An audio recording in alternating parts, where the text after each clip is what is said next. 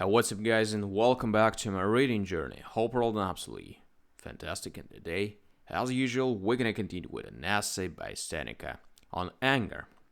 It's gonna be the 10th part of the second book, so let's continue. You will rather think that we should not be angry with people as fools.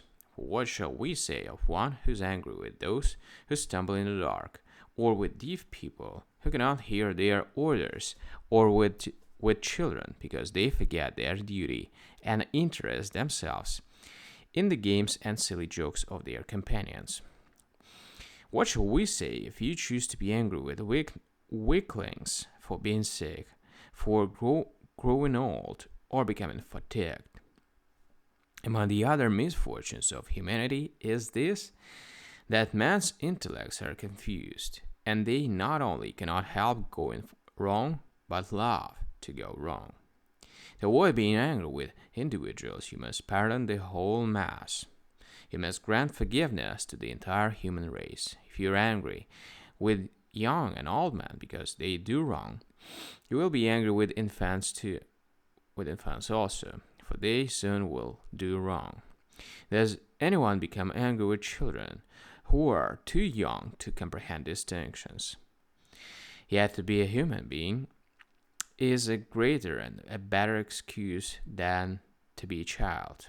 Thus are we born as creatures liable to as many disorders of the mind as of the body, not dull and slow-witted, but making a bad use of our keenness of wit, and leading one another into vice by our example. He who follows others who have started before him on the wrong road is surely excusable for having wandered on the highway. A general severity may be shown in the case of individual deserters.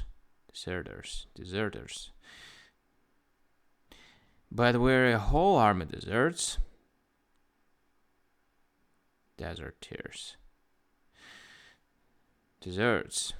but where a whole army deserts, it must needs be pardoned. What is it that puts a stop to the wise man's anger? It is the number of sinners. He perceives how unjust and how dangerous it is to be angry with vices which all men share. Heraclitus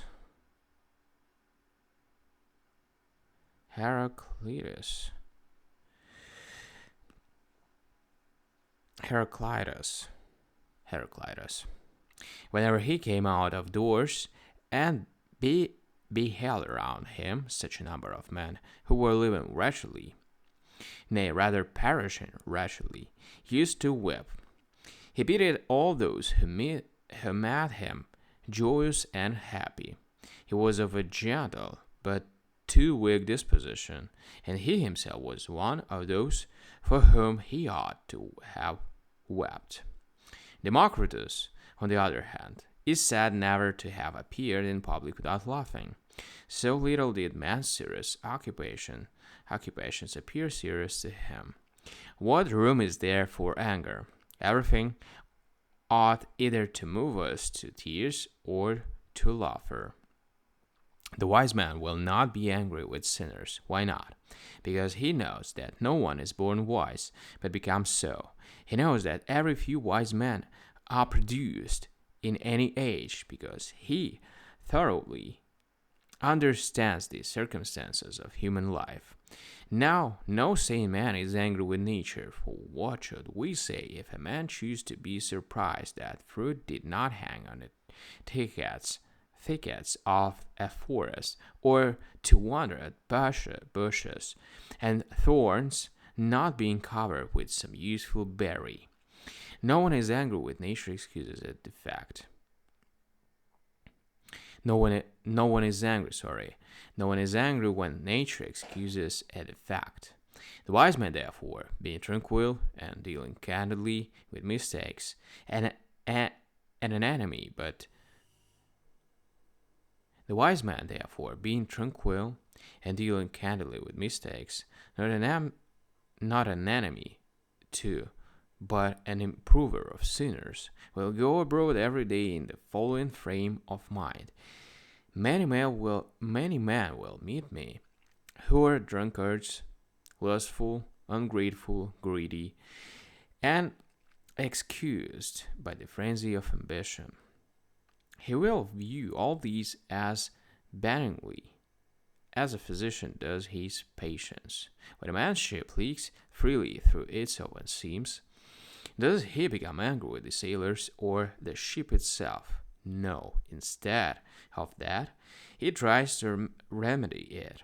He shuts out some water, bails out some other, closes all the holes that he can see, and by careless labor counteracts those which are out of sight, and which let water into the hold. Nor does he relax his efforts because as much water as he pumps out runs in again. We need a long, brave struggle against permanent and prolific evils, not, indeed, to quell them, but merely to prevent their overpowering us. Right, guys, that was a bit long part. Anyway, we're gonna continue tomorrow on the next one, probably a bit shorter, not sure. Alright, thank you for watching me today in this video. I'm gonna see you tomorrow in the next one. Bye.